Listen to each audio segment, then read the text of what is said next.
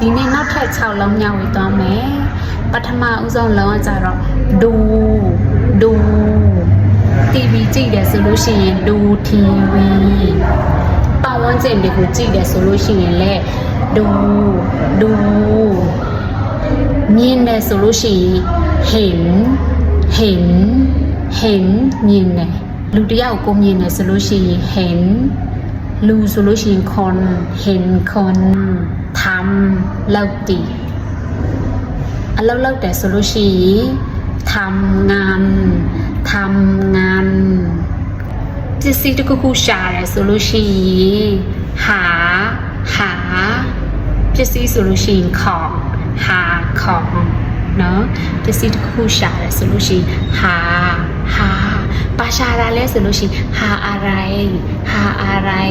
เนาะเจอတွေ့တီကိုဘယ်လိုခေါ်လဲเจอတွေ့တီကိုဘယ်လိုခေါ်လဲเจอတွေ့တီတငယ်ချင်းကိုတော့တွေ့တယ်ဆိုလို့ရှိရင်ไปเจอเพื่อนတငယ်ချင်းတွေတော့တွေ့เนาะเจอတွေ့တီဒီနေ့6လုံးကအားလုံးကြိုက်နေတတ်မယ်လို့ထင်ပါတယ်နော်ဒီရက်ထိုင်းဘာသာစကားကိုကြိုက်နေတတ်တယ်ဆိုလို့ရှိရင်ဒီနေ့တိုင်းမျှဝေသွားမယ်ဟာဟိုပေါ့နော်အစင်းဆက်မပြတ်လေ့လာနိုင်ဖို့အရင်ကို follow ဖို့မမေ့ကြပါနဲ့နော်အားလုံးတာယာရနေလေးဖြစ်ပါစေ